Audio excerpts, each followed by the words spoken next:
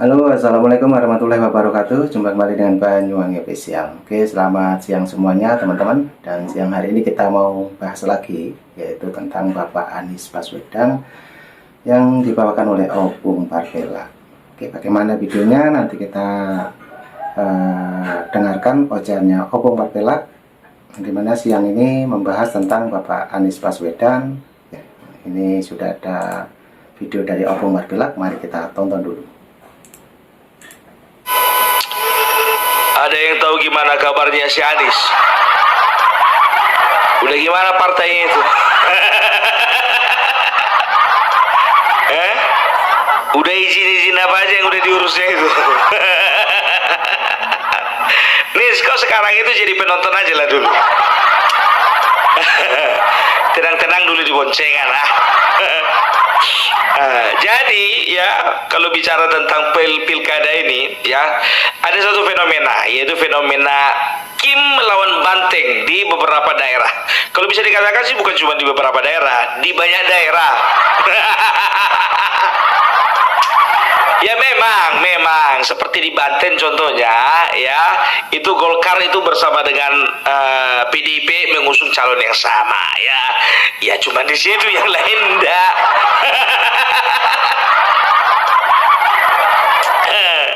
Ya, jadi ada beberapa provinsi inti ya, seperti Sumatera Utara, Jakarta, Jawa Tengah, Jawa Timur, Jawa Barat plus Banten ya. Bisa kita akan bahas dulu satu-satu ya. Kita akan melihat dulu siapa-siapa calonnya dan juga bagaimana kemungkinan ya. Ini kalau kuharapkan dari diriku ya, sebetulnya ingin memberikan sebuah informasi yang berimbang, walaupun hati ini condong ke kiri. Tapi ya itulah dia ya. Yang pertama ya, di Sumatera Utara. Di Sumatera Utara itu untuk calon gubernur di sana ada dua. Yang pertama itu ada Edi Rahmayadi beserta dengan Hasan Basri. Ya, baru calon yang kedua adalah Bobi Nasution beserta dengan Surya. Ya, bisa dikatakan yang dua ini itu akan bertarung sengit ini ya, menurut kelompok Edi. Bagi mereka ini pertarungan sengit, tapi bagi Bobi gampang itu. Ya, semua partai udah di dalam dia, ya kan? Karena terakhir elektabilitasnya itu bisa dikatakan kalau dibandingkan yang dua ini, ya itu sekitar ya 65 banding 35 gitulah. Elektabilitas dari mana itu, dari di kampungku.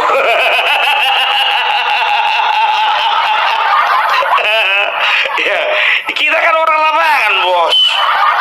Gitu. Kayak kemarin itu dibilang katanya bakalan sengit nanti di Prabowo sama si Anies, rupanya jauh. 2 kali lipatnya suaranya si Prabowo dibandingkan suara si Anies kan. Itu makanya aku bilang begitu juga Edi Rahmayadi lawan siapa, Bobi Nasution nanti. Perhatikan kalian lah. Perhatikan kalian, potong kalian honor aku. Jangan telingaku potong, honorku potong. Ya, jadi bisa dikatakan di situ ya Banteng ya, dengan algojonya di situ Edi Rahmayadi ya, mereka akan bertarung dengan menantunya tukang kayu. Menantunya tukang kayu yang didukung oleh sebagian besar partai politik ya, bukan cuma sebagian besar, hampir semua. Bayangkan si Edi yang mendukung cuman partai, kalau nggak salah PDIP dan Hanura kan begitu, dan juga beberapa partai yang lain, nggak tahu ke partai apa itu. Entah ada tangga. Ya kan, itu dia ya. Jadi kita akan melihat bagaimana hasil akhirnya. Untuk sementara kalau Opung Parbela arahnya ke si Bobi. Masuk kita ke daerah DKI Jakarta ya, di mana salah satu paslon mengusung seorang pelawak untuk menjadi tim sukses. Menjadi kepala tim sukses, tapi gak masalah lah ya.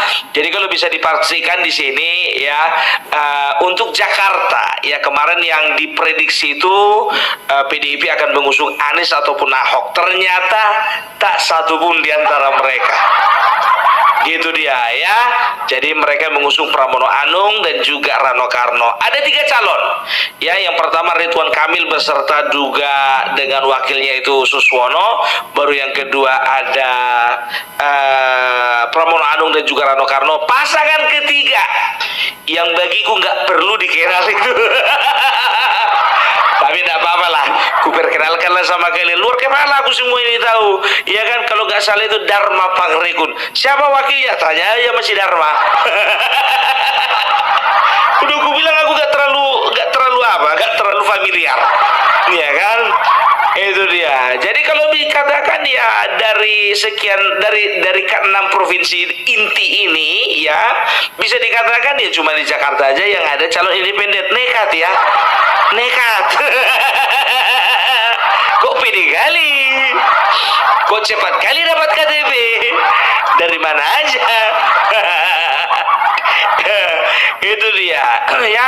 Kalau bisa dikatakan, kalau menurut Opung Parbelak, siapa yang menang? Ya sudah pasti bukan Dharma.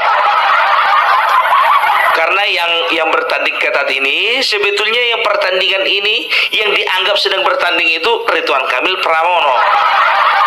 Ya, kalau Dharma kayaknya nggak diajak itu, ya kan? Tapi ikut-ikutan aja lah. Tapi memang itu kenyataannya. Orang juga nggak mengharapkan Dharma Pangrekun itu menjadi calon gubernur, ya kan? Ya, jadi kalau bisa dikatakan untuk saat ini masih kuat lah posisi Ridwan Kamil ya, karena Ridwan Kamil dan Suswono itu diusung oleh biasalah koalisi gemuk. Gitu dia, koalisi gemuk ini, koalisi gemuk ya. Ya di situ Gerindranya, di situ Golkarnya, di situ PKS-nya, di situ Nasdem, PKB, semuanya. Semua orang yang bikin sakit hati si Anies di dalam. Sakit kali, Pak. Kecuali partai si Anies yang belum terbentuk, sama ada mau bilang, ya kan? Itu dia ya. Kalau aku sih melihat arahnya itu sepertinya Ridwan Kamil lah. Sepertinya melihat kekuatan politik kan begitu ya. Jadi kalau bisa dipikir, kalau untuk Jakarta ini ya, siapapun yang jadi yang menang ya, bisa dikatakan rakyat Jakarta itu menang banyak. Ridwan Kamil yang menang, Jakarta beruntung ya. Pramono Anung yang menang dan Rano Karno, Jakarta juga beruntung ya. Karena apa? Dua-duanya barang bagus. Nah, ini sangat asik sekali untuk kita dengarkan teman-teman ya. Jadi inilah ocehannya Opung untuk siang hari ini, yang dimana membahas tentang Pilgub DKI. Oke, lanjut kita tonton dulu untuk videonya Opung Parbelak. Gitu. Sama seperti tagline-ku yang kemarin tuh, yang penting jangan Anies. Mau Rano Karno ke wakilnya si Pramono, mau si Mandra ke, mau si Atun ke, mau si Jainab ke, yang penting bukan Anies. Tapi yang lucunya ya, ketua tim suksesnya itu adalah si Cak Lontong ya. Mudah-mudahan lah bisa lah. Mudah-mudahan nggak ketemu orang Banyuwangi di sana. Maksudnya gimana pun juga ya, yang namanya Cak Lontong itu kan punya sejarah di Banyuwangi. Sekali lagi ku ingatkan kau sama kau Cak Lontong, jas merah, jangan sekali-sekali melupakan sejarah. Kita bergeser ke Jawa Tengah ya. Jawa Tengah ini dua di situ ya. Yang pertama itu pasangan calon Ahmad Lutfi beserta siapa namanya itu, satu lagi Taj Muin ya kan. Jadi bisa dikatakan kedua calon ini kuat ya. Pasangan calon gubernur Taj Mudin ya, siapa sih namanya, Taj Mahal, Taj Mudin. Taj Yasin, Taj Mudin, Taj Mahal. sorry bos. Ya, jadi pasangan calon yang pertama itu adalah Ahmad Lutfi, yang kedua itu Taj Yassin Muin. Ya, bisa dikatakan itu pentolannya P3 di Jawa Tengah. Nah, siapa yang mengusung? Tetap koalisi gemuk. Ya kan, Gerindra ada, Golkar ada, PKS ada, dan juga yang lain sebagainya. Ya, setelah itu pasangan yang kedua tak lain tak bukan adalah orang Banteng, Andika Perkasa. Tepuk tangan dulu. Ya, jadi kalau Andika Perkasa ini bintang 4, Ahmad Lutfi juga bintang 3. Jangan, bukan kaleng-kaleng itu. Gitu loh, dan bisa dikatakan ya kan, nah ini luar biasa ini ya, bintang lawan bintang. Siapa kemungkinan menang opung? Belum tentu. Belum tentu yang namanya Ahmad Lutfi. Kita objektif aja ya, karena apa? Karena gimana pun juga di Jawa Tengah itu memang kekuatan Banteng memang masih belum bisa dianggap remeh, kan begitu, apalagi dengan kehadiran Andika Perkasa, ya kan. Andika Perkasa kebetulan juga wakilnya itu Hendrar Priyadi, kalau tidak salah dia itu wakil mantan wali kota ya, mantan wali kota Semarang kalau tidak salah ya. Jadi kalau bisa dikatakan ya cukup menjanjikan lah, kecuali kalau misalnya Andika Perkasa dengan Butet Kertarajasa contohnya, pasti kalah itu. Yakin aku kalah. Tapi ini kebetulan juga orangnya ya oke punya juga lah. Ya, jadi bisa dikatakan kalau yang ini nggak bisa dibaca ya. Kalau untuk Jawa Tengah jujur ini objektif.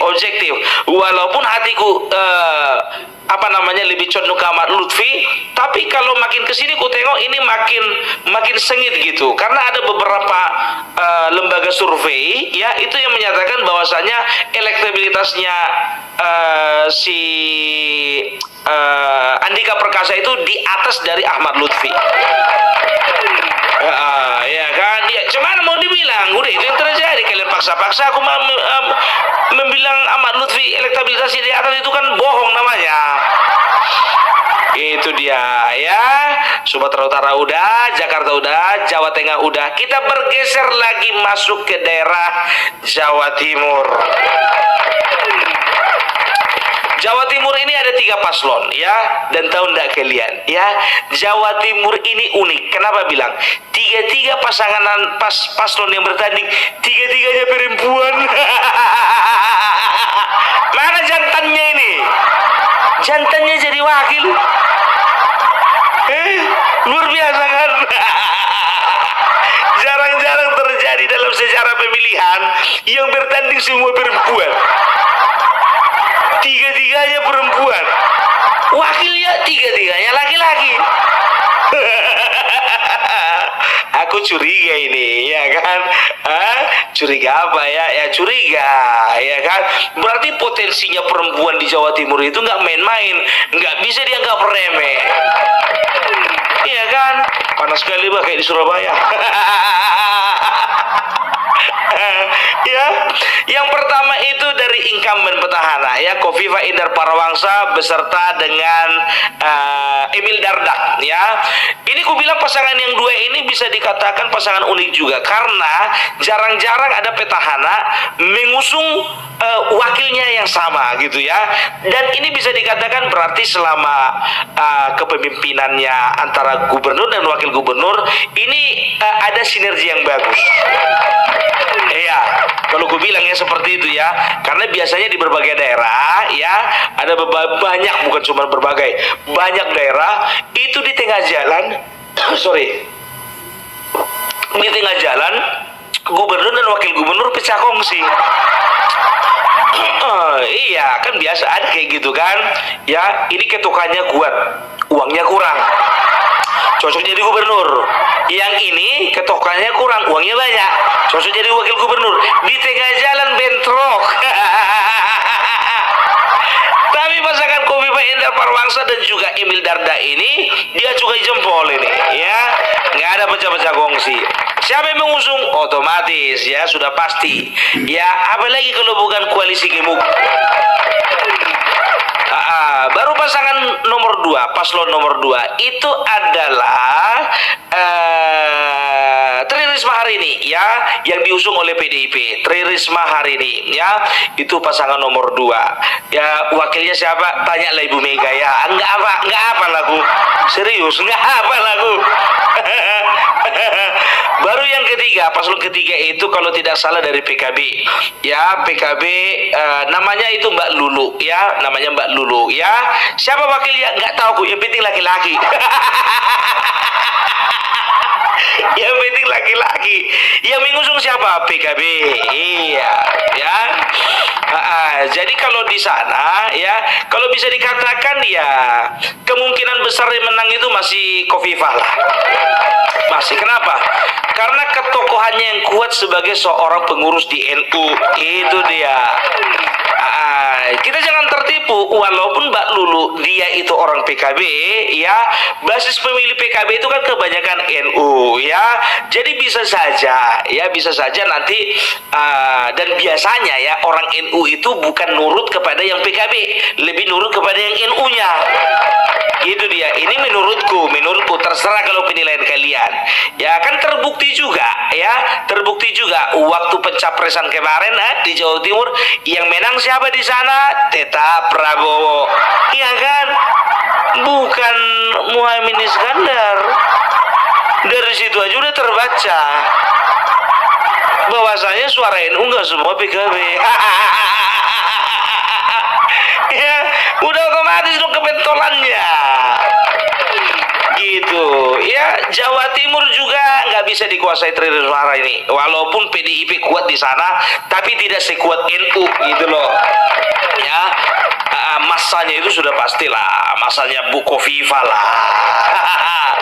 sorry ya, ini berimbang. Aku tidak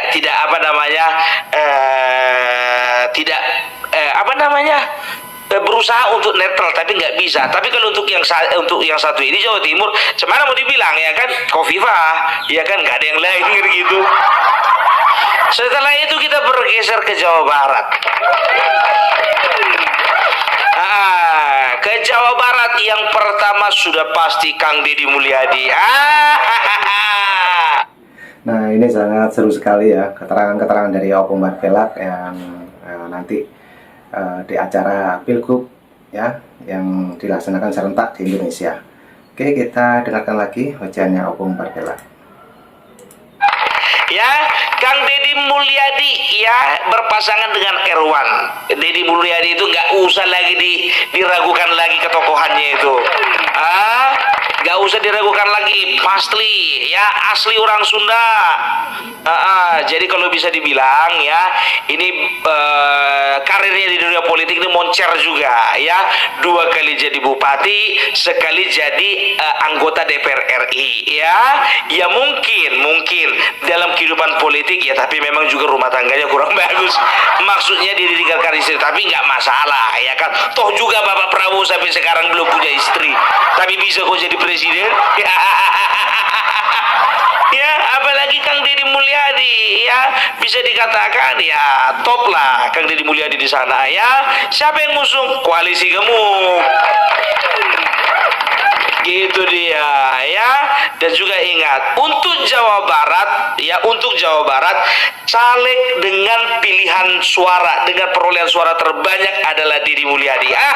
Itu dia. Ingat, Ahmad Saiku dengan Ilham Habibie. Ilham Habibie cemana mau dibilang ya, memang beliau itu anak dari B.J. Habibie, tapi ketokohannya di dalam politik itu ya dia baru belajar lah di Nasdem, jadi nggak terlalu familiar dengan dunia politik ya. Bisa dikatakan ya Jawa Barat pun juga ya yang dipandang paling Ahmad Saikunya, bukan sih siapa namanya itu, Ilham Habibinya, kan begitu. Pintar jenius memang ya. Tadi kan itu aja nggak cukup. Setelah itu yang ketiga paslon ketiga itu adalah Acep dan Gita. Acep ini adalah dia itu bisa dikatakan seorang tokoh PKB, ya, bisa dikatakan ya suaranya NU itu bakalan ke situ, ya kan, tapi nggak tahu juga kayak kalau aku bilang ya, karena memang Deddy Mulyadi juga itu pengurus dari NU, nggak tahu masih atau mantan ya, tapi dia juga orang NU, jadi orang NU itu bakalan terpecah lah ya. Tapi kalau untuk Acep dan kita ini agak unik ini, karena apa? Karena calon wakilnya itu penyanyi dangdut. Jadi bisa dikatakan ya ini akan menjadi pemilihan yang riang gembira. Iya kan, nggak perlu lagi apa namanya, nggak perlu lagi nyewa penyanyi dangdut, udah ada, ya kan, nggak perlu nyawer juga. Masa calon nyawer, calon disawer kan gitu kan. Itu dia, ya kan. Kalau dibilang nggak terlalu lah susah, kalau bisa dibilang ya di bawah lah, di bawah rata-rata lah. Ini pengalamanku, ini penilaianku kan. Setelah itu ada yang namanya si JJ, ya, ada namanya JJ beserta dengan Ronald, ya. Siapa yang mengusung? PDIP lah. Dan lucu nggak tahu kalian, pendaftaran ke KPU dua-duanya nggak hadir. Nampak kali asal-asalan. Gimana mau dibilang, Jawa Barat bukan kandang banteng itu penangkaran burung Garuda. Jawa Barat penangkaran burung Garuda, bos. Iya kan, itu dia ya. Jadi makanya mungkin PDIP juga mikir, udahlah, mana yang ada aja lah. Ketua DPD-nya kemarin Surono ya sempat mau mencalonkan Anies, dia jadi wakil. Anies nggak jadi dengan alasan bahwa saya tidak ada aspirasi dari bawah. Dia bilang ada campur tangan dinasti, ada campur tangan istana. Mual balik. Entong hore ya tuh. Aris ya teh sok ngawadul kumaha tuh jadi pimpinan sok ngawadul gitu atuh. Lain ya mah. Mual balik. Ya, itu dia. Jadi kalau bisa dikatakan JJ ini adalah mantan Bupati Pangandaran. Ronald adalah pelawak atau selebriti yang saat ini lagi turun daun. Lagi gak terlalu terkenal namanya. Gitu dia. Makanya mungkin dia mau coba-coba di partai politik kan begitu. Mana tahu. Kalau bicara mana tahu kan gak ada yang pasti. Iya kan? Nggak ada yang pasti dan sama-sama nggak pasti. Gitu dia, ya itu. Kalau dibilang kecenderungan siapa? Ya orang berenyaho ya. Lamun orang Sunda sadayana nu aya di tanah Pasundan, tong pohonya Kang Deddy Mulyadi nomor hiji. Mual nu lain atuh. Gas we, tos. Kang Deddy Mulyadi wae lah. Sudah pilihan paling tepat itu mah. KDM masuk kita ke daerah Banten. Kalau di Banten ini sudah pastilah ya, air ini itu mengantongi 70% elektabilitas. Lawannya memang Andra Soni dari Gerindra, tapi siapapun yang menang nanti di sana tetap sama-sama orang Kim. Mau menang si Andra Soni orang Kim, menang Airin juga orang Kim, ya kan? Jadi bisa dikatakan lah ya, kita akan melihat bagaimana pertarungan yang akan menggembirakan lagi itu ya. Jadi itulah gambaran dari peta perpolitikan menurut Opung Parbelak suka hati kalian. Kalau kalian menentukan pilihan kalian, itu hak kalian. Kalau yang sekarang ini yang bikin konten kan aku, jadi hakku dong. Oke, iya, ya jadi gitu aja dari Opung Parbelak. Salam NKRI harga mati. Nah, oke teman-teman, videonya sudah habis. Tadi juga Opung membahas tentang satu persatu pilgub yang nanti diselenggarakan bersama ya. Jadi itulah tadi rancangan ataupun pilihan dari Opung Parpelak. Dan mungkin teman-teman punya saran dan kritik silahkan tulis di kolom komentar saya. Dan baru saja Opung Parpelak menerangkan satu persatu pilgub yang ada di wilayah Jawa dan Sumatera. Oke, jadi cukup itu dulu yang kita tonton dan kita simak keterangan dari Opung Parpelak. Nanti juga ada video lagi tentang Bapak Anies ataupun dengan PDIP. Oke, terima kasih semuanya. Assalamualaikum warahmatullahi wabarakatuh. Sampai jumpa. Official.